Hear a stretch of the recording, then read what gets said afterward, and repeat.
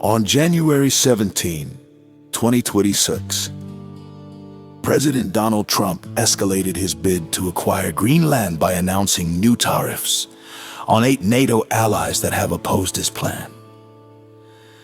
The tariffs are intended as leverage to force Denmark into a deal for the complete and total purchase of the territory. The tariff schedule. The administration plans to implement the tariffs on all goods imported to the U.S. from the targeted nations. February 1, 2026. An initial 10% tariff begins. June 1, 2026. The rate increases to 25% if a deal has not been reached. Targeted NATO allies. The 8 countries facing these specific tariffs are Denmark, Norway, Sweden, Finland, Germany, France, the United Kingdom, and the Netherlands. The president specifically targeted these nations after they deployed small contingents of troops to Greenland for Arctic endurance, a Danish-led military exercise. Trump described the troop deployment as a dangerous game that justifies economic retaliation. The announcement has sparked a severe diplomatic crisis within NATO and the European Union. On January 18, leaders of the 8 targeted nations issued a joint statement warning that the tariffs risk a dangerous downward spiral and undermine transatlantic relations. The European Union is considering deploying its anti-coercion, often called the trade bazooka, which would allow the bloc to retaliate with its own tariffs, investment restrictions, and export controls. Retaliatory tariffs could target roughly $93 billion worth of American goods.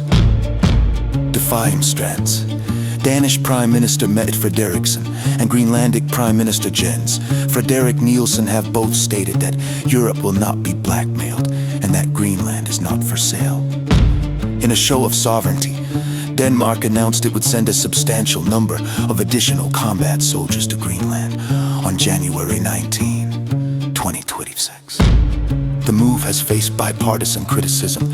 In Congress, senators from both parties warned that the tariffs would raise costs for American families and businesses, while potentially helping adversaries like Russia and China by dividing the NATO alliance. Current polls suggest that only 17% of Americans support taking Greenland by force or coercion.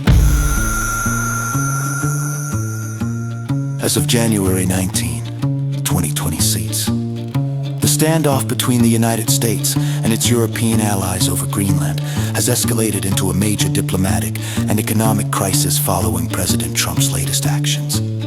Key new developments. The Nobel snub justification. In a series of extraordinary text messages released by Norwegian Prime Minister Jonas Gahr Støre today, President Trump explicitly linked his aggressive push for Greenland to his perceived snub by the Nobel Peace Prize Committee. He wrote that because Norway decided not to give me the Nobel Peace Prize, he no longer feels obligated to think purely of peace and can instead focus on what is good and proper for the U.S.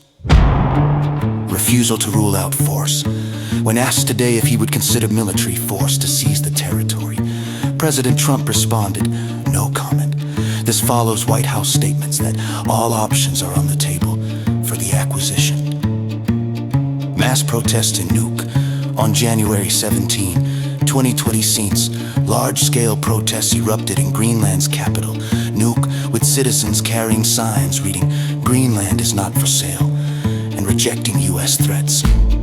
Proposed direct payments. Reports indicate the Trump administration is exploring offering direct lump sum payments of up to $100,000 to each of Greenland's 57,000 residents to incentivize secession from Denmark in favor of a closer relationship with the U.S. European retaliation strategy. European leaders are coordinating a united, clear response to what they have termed economic blackmail. The trade bazooka. The European Union is seriously considering activating its anti-coercion instrument for the first time. This would allow the bloc to retaliate with tariffs on roughly 93 billion of US imports, targeting specific industries like bourbon, aircraft components, and soybeans. Restrictions on foreign direct investment and access to EU public procurement contracts. Emergency Summit. European Council President Antonio Costa has called for an extraordinary meeting of all 27 EU leaders in Brussels this Thursday to finalize these countermeasures. NATO diplomatic surge. NATO Secretary General Mark Rutte is scheduled to meet with Danish and Greenlandic officials today to discuss Arctic security, and the rift with Washington British Prime Minister Keir Starmer has publicly condemned the tariffs as completely wrong.